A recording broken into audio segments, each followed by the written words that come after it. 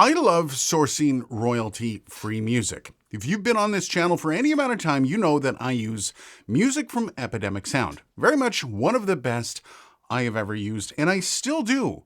But what I mainly use that music for is my other work as a podcast editor, specifically for the Minds of Madness podcast. It is an award-winning true crime podcast, and it is basically completely covered in music. It is a ton of work, but it's also super satisfying when it all comes together. Now, I do use Epidemic for Madness as well as Musicvine, but I've been running into a few issues with those services. When you use as much music as I do, or as Madness does, you kind of run out of music pretty fast.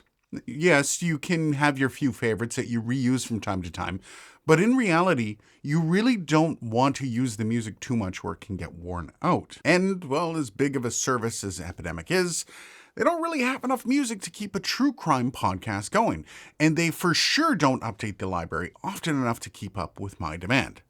But then, Tyler, the host, asked me to check out Blue Dot Sessions, and I was intrigued. I was going through the music, and as I was playing it back, he was like, yeah, we can use that one, and that one, and that one. And well, more music is always a good thing, so let's do it. But as I started wading through Blue Dot Sessions more and more, I started to see some of the things that made them stand out and things that made them possibly indispensable for you, especially if you need music like me. So let's break some of that down and see what Blue Dot can offer you, starting with the UI. By the way, I do have to say, this sounds like it, but it's totally not sponsored. I'm not receiving any money for this. Blue Dot has no say in what the video says, nor am I making any money off the links for this. This is literally just my perspective after using the service for the past month, and I'm continuing to use their service paid after this video. This is not a shot in the pan usage just for a video. I just wanted to point all that out. Anyways, one of the main things that keeps people from moving between services can be the UI. Once you get used to sourcing music from one site, it can be frustrating and time-consuming to get used to another service. And nothing really different here. You will still notice an initial slowdown. However, I found the ease of using their filters pretty simple and intuitive. Now, that does cut both ways, as I did find some of the filters to be a bit too simplified, but we'll talk about that in a bit.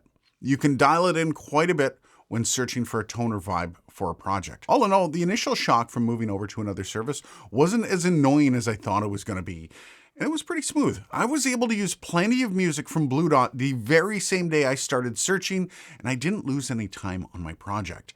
And when time is money, it's actually pretty cool. So one of the best features any service can offer is stems. That's like getting all the instruments, the vocals, all that is separated. And no, it's not ubiquitous. There are plenty of sites out there that don't offer stems. Blue Dot Sessions does, but in a couple different ways. But let's just focus on the standard style. When you go to download a track, you get some options here. Of course, you have all the usuals. You can download the master tracks, variations, which we'll get to in a bit, as well as the instrument stems. Pretty basic stuff, but very cool to have. And again, not everyone has that. But before you download it, you can also make some pretty cool changes to the music with their multi-track editor. And while this is extremely simple and straightforward, it gives you a bunch of versatility when you're setting up the song. Don't like an instrument in the song? You can outright delete it. Want to take a section out of an instrument? You can do that as well. Don't want the drums to be overwhelming? Again, you can change it, gain it up or down. You can even add effects to the individual tracks. Very much a unique way to interact with the music, and possibly a great way to let you have more control over the music without downloading it all and then bringing it into the multi-track editor. You just do all the simple stuff here, then export the final product. Now, I think this next feature is what made me want to do a video on Blue Dot Sessions. You remember when I mentioned alternate versions? Yeah, that's something you can get on other services, but for the most part, it's just remixed versions of the original. And yes, you do have some of those options here, but way more than just that. Here's a great example. I have True Crime as the tag, and these are the songs that popped up. 12 songs that fell under that True Crime heading, and then related songs after that. But when you expand on these, you get the alternate versions. While some of these are just simple remixes, most of them have completely different melodies but kind of fit into the same song. Here's a good example. Gilroy.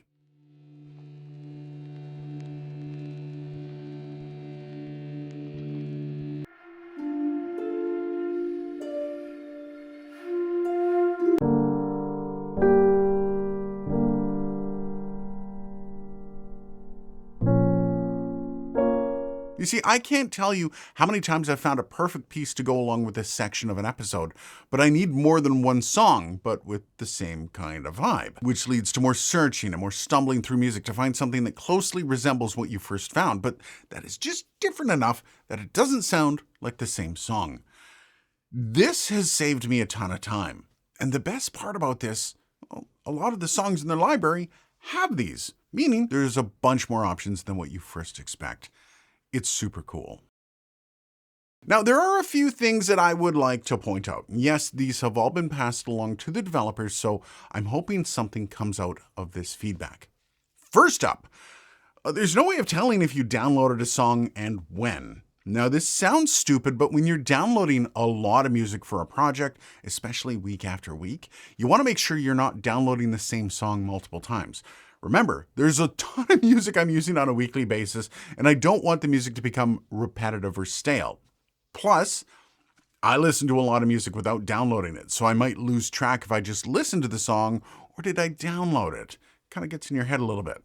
Some sort of indicator that it was recently downloaded would be awesome. And really, finally, I just kind of wish there was more functionality in the search engine. For example, if I want some sort of dark music, I would just search for dark music. But there really isn't a way to do that here. You can really dial in the filters to get close, but not really. It really isn't a massive deal, but it would be nice to zone in on a mood that is more than just sad or happy. That said, there's a ton of versatility to the filter system they do have, so maybe it's just a matter of a little bit more tweaking and a few more tags. Now, I do know this video is super niche, but I wonder what you thought about it. Let me know down below. Cheers, guys, and thanks for watching.